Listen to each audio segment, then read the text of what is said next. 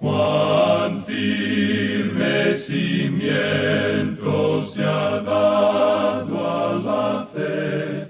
Le presentamos A través de la Biblia, un análisis de la Biblia libro por libro que nos ayudará a crecer espiritualmente. Estos estudios fueron diseñados por el Dr. J. Vernon McGee, destacado maestro y expositor de la Biblia. Acompáñenos en este fascinante recorrido a través de la Biblia. La palabra de Dios.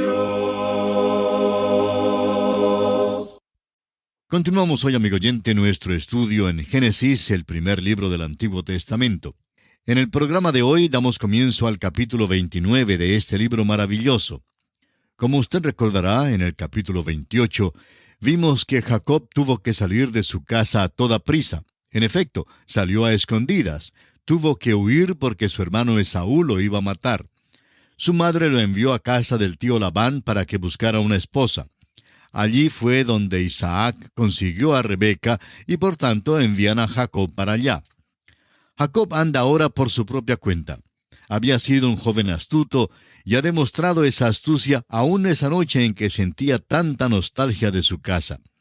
Dios le apareció para consolarlo y le transfirió estas promesas maravillosas. Eran las mismas promesas que Dios había dado a Abraham y a Isaac, y ahora se las da a Jacob. Al despertar de su sueño, después que Dios le había dado las promesas, notamos que hace un voto con Dios y trata de hacer un trato con Él. Amigo oyente, si las promesas de Dios dependieran de la fidelidad de Jacob, pues quizá nunca hubiera recibido mucho del Señor. Todo fue por gracia. Después de todo, ¿no es por la gracia que usted y yo somos salvos? Nunca merecimos la salvación. Si recibiéramos lo que merecemos, ninguno de nosotros sería salvo. Ahora, sobre el capítulo 29 de Génesis, quisiéramos escribir las palabras que se encuentran en Gálatas capítulo 6 y versículos 7 y 8, donde dice: No os engañéis, Dios no puede ser burlado, pues todo lo que el hombre sembrare, eso también segará. Porque el que siembra para su carne, de la carne segará corrupción, mas el que siembra para el Espíritu, del Espíritu segará vida eterna. Comenzando con este capítulo, veremos que Jacob empieza a cegar la cosecha de su maldad.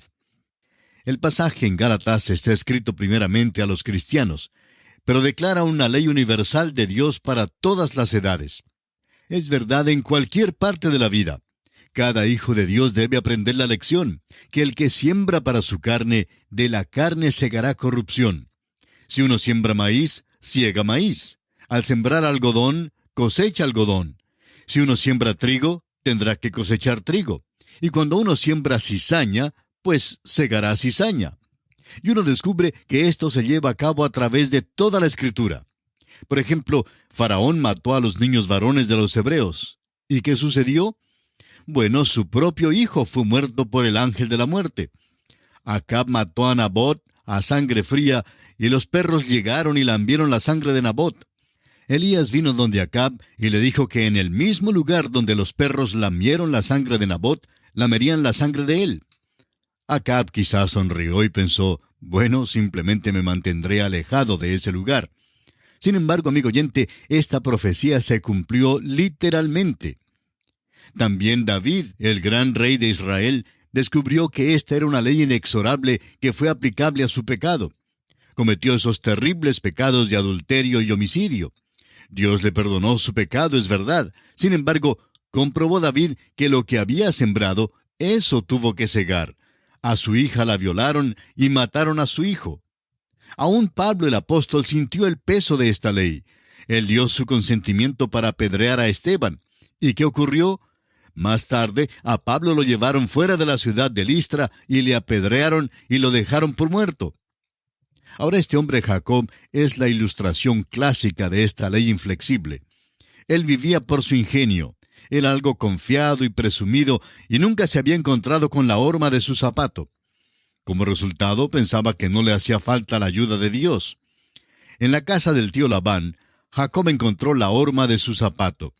No importaba cómo Jacob practicaba el engaño, el tío Labán le superaba y probaba que él era realmente un perito en los métodos que Jacob utilizaba. Jacob era el hijo menor y se hizo pasar por el hijo mayor para engañar a su padre. Labán dio a Jacob la hija mayor cuando Jacob pensaba que recibiría la menor. Jacob, pues, estaba cegando lo que había sembrado.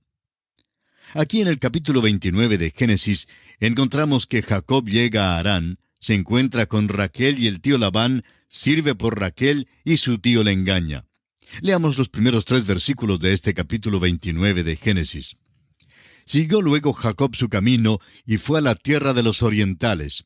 Y miró y vio un pozo en el campo, y he aquí 3 rebaños de ovejas que yacían cerca de él, porque de aquel pozo abrevaban los ganados, y había una gran piedra sobre la boca del pozo. Y juntaban allí todos los rebaños, y revolvían la piedra de la boca del pozo, y abrevaban las ovejas, y volvían la piedra sobre la boca del pozo a su lugar. Jacob había salido de Betel, y seguía en su viaje por un período de tiempo.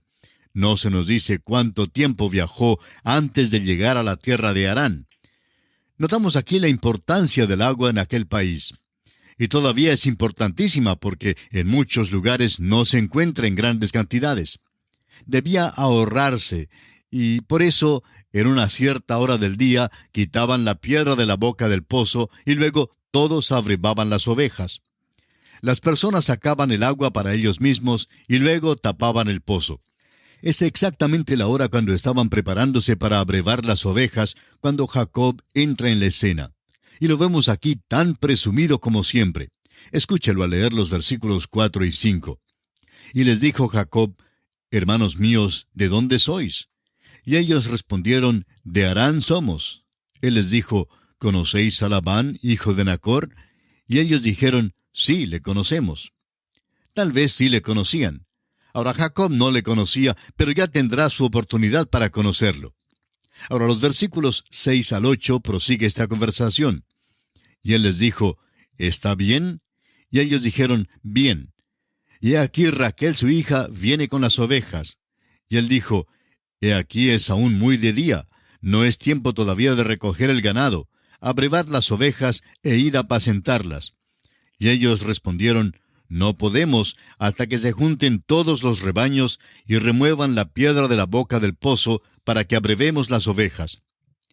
Note usted que Jacob acaba de llegar apenas a la tierra de ellos y ya les está diciendo cómo deben abrevar sus corderos y lo que ellos deben hacer.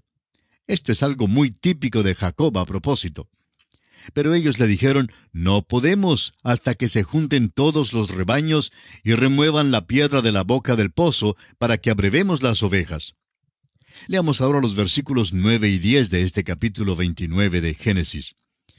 Mientras él aún hablaba con ellos, Raquel vino con el rebaño de su padre, porque ella era la pastora. A propósito, el pastorear rebaños era también trabajo para mujeres en aquel entonces.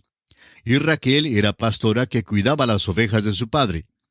Leamos el versículo 10 que dice: Y sucedió que cuando Jacob vio a Raquel, hija de Labán, hermano de su madre, y las ovejas de Labán, el hermano de su madre, se acercó Jacob y removió la piedra de la boca del pozo, y abrevó el rebaño de Labán, hermano de su madre. Realmente no sabemos quién le mandó a él a abrevar el rebaño de Labán, pero lo hizo. Jacob realmente no sigue la ley de nadie, sino su propia ley. Él dictaba los reglamentos del juego al pasar por la vida, es decir, en la primera parte de su vida. Le hacía falta aprender una gran lección, y el tío Labán es quien va a enseñarle esa lección. Llegamos ahora al versículo 11. Y Jacob besó a Raquel, y alzó su voz, y lloró. Nos ha parecido siempre extraño que besara a esta muchacha Raquel, y que alzara luego la voz y llorara. Es difícil entender por qué Jacob lo hizo, a menos que fuera por su viaje tan solitario desde el momento en que salió de su casa. Había pasado esa noche solitaria en Betel, pero aún después de esa noche todavía trató de hacer un trato con Dios, y por eso sintió una tristeza en todo el camino. Recordemos que desde Betel tuvo que viajar por el mar de Galilea y luego a Siria. Tuvo que cruzar aquel desierto y quizá tuvo muchas experiencias en el camino. Al llegar al lugar a donde iba, vuelve a ser presumido, aunque no sabía nada acerca de ese lugar antes. Saluda a estos hombres de una manera positivista, como si los hubiera conocido toda la vida.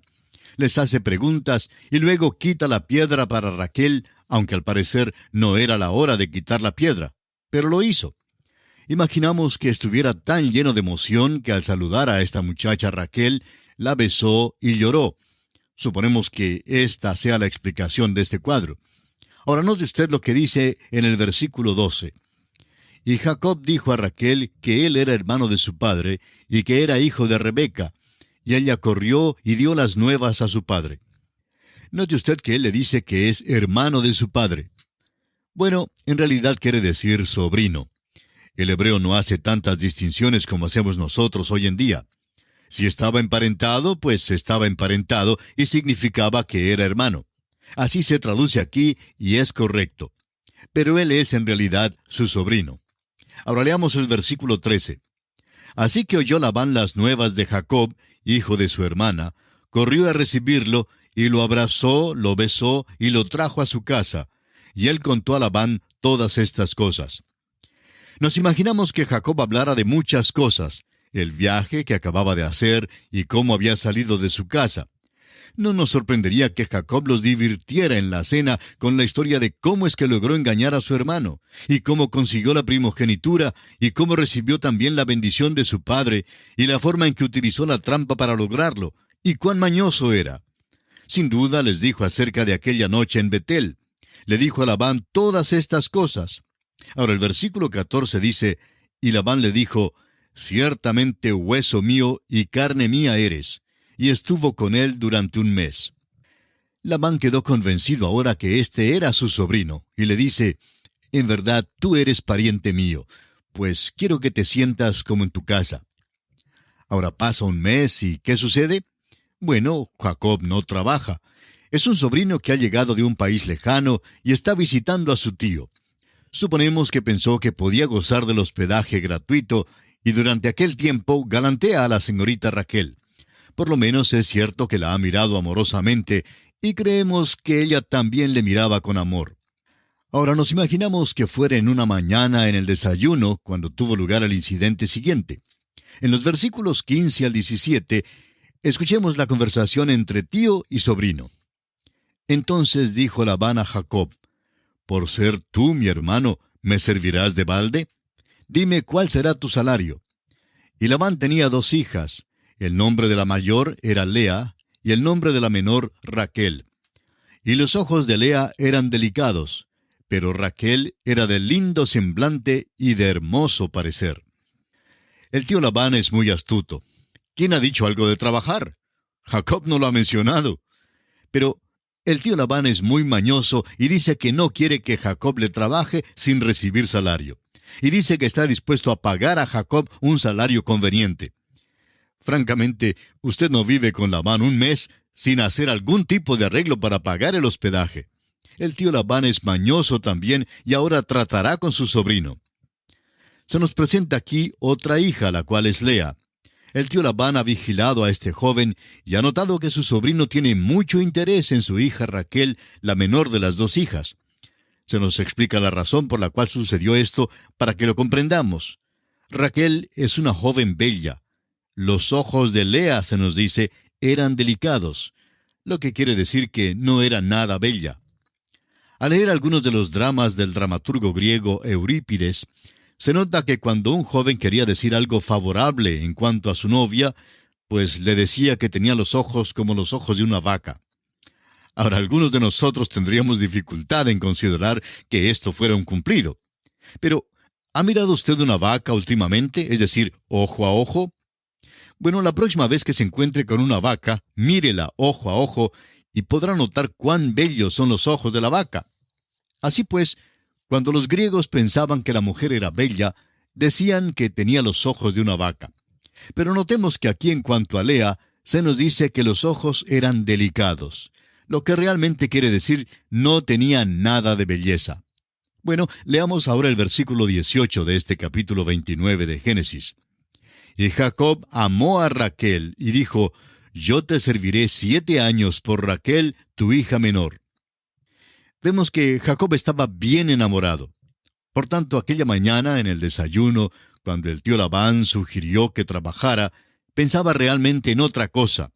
Sabía que el joven se había enamorado de Raquel, y por tanto no creemos que le sorprendiera la contestación de Jacob cuando le preguntó cuál sería su salario. Jacob estaba dispuesto a trabajar 7 años por Raquel, y Labán concuerda con la respuesta de su sobrino. Leamos los versículos 19 al 22.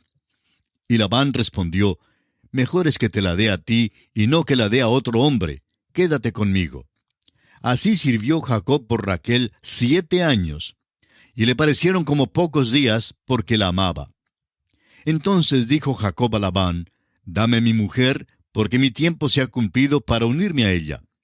Entonces Labán juntó a todos los varones de aquel lugar e hizo banquete.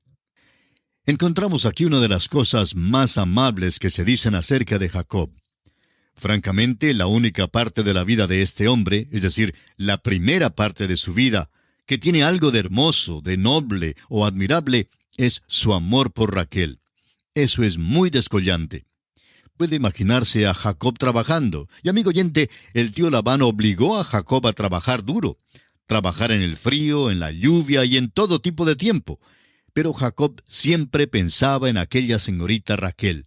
Allí estaba para recibirlo y saludarlo, y él estaba pero muy enamorado de ella.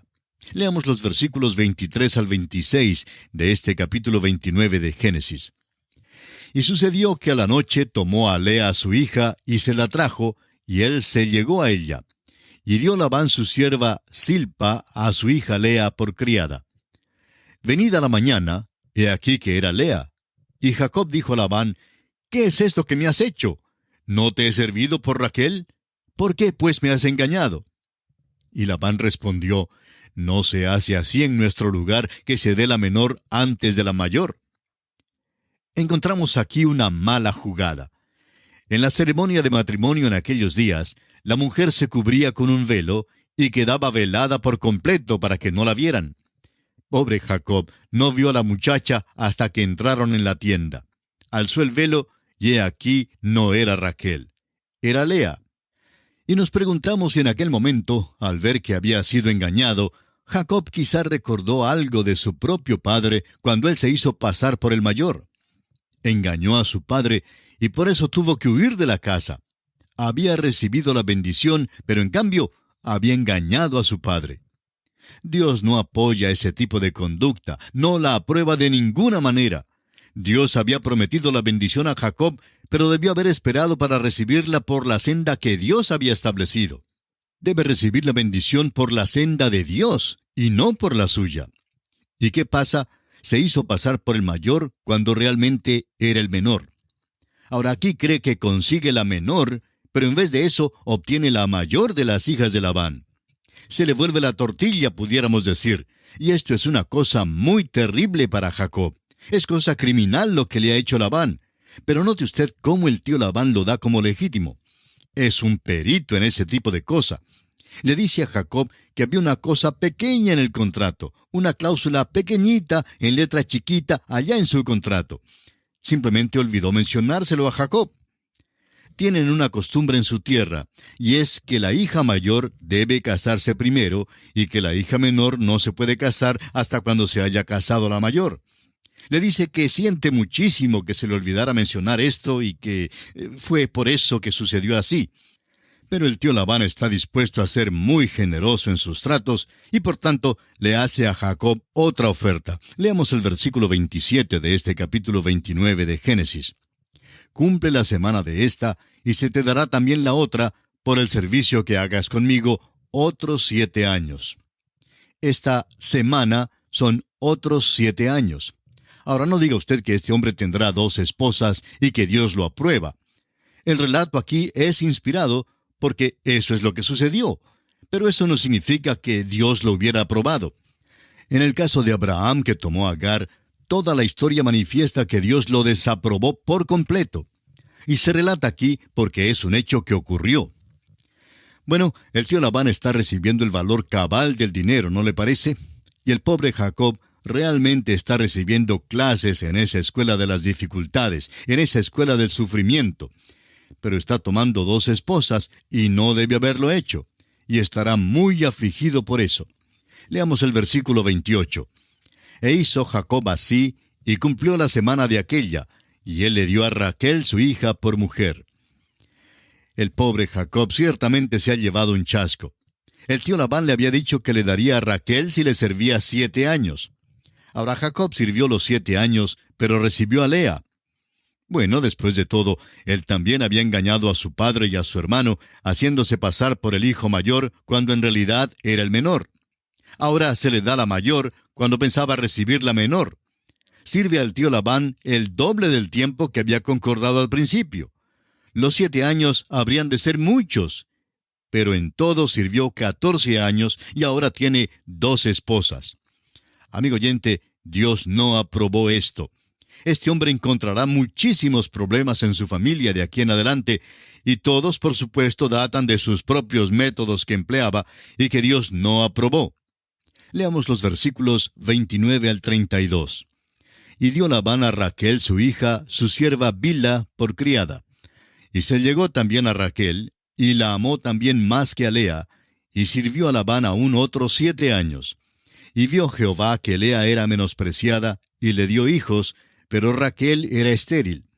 Y concibió Lea, y dio a luz un hijo, y llamó su nombre Rubén, porque dijo, ha mirado Jehová mi aflicción. Ahora, por tanto, me amará mi marido. Toda esta historia contrasta con la venida del siervo de Abraham a buscar la esposa para Isaac.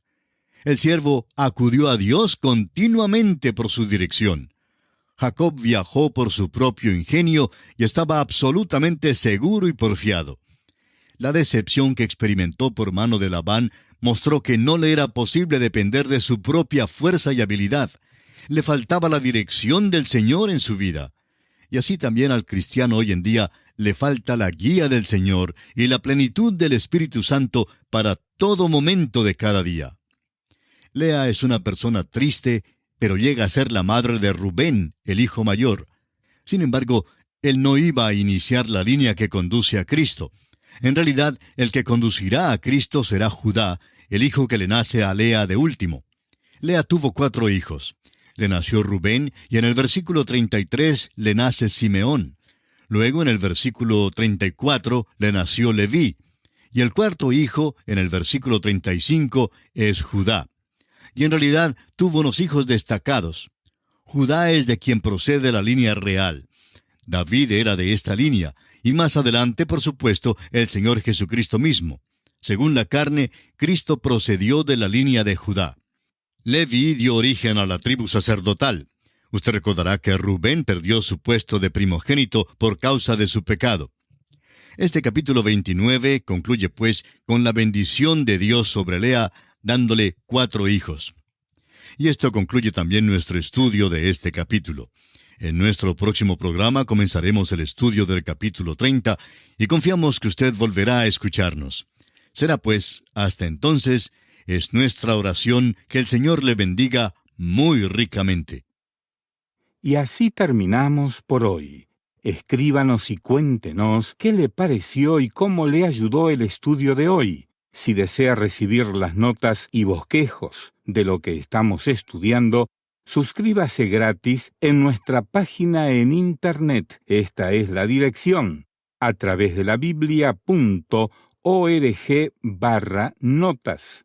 atravesdelabiblia.org/notas. Repito, atravesdelabiblia.org/notas. Si desea escuchar nuevamente el programa o si se perdió alguno de ellos, vaya a atravesdelabiblia.org/recursos. Repito, atravesdelabiblia.org/recursos. A través de la Biblia.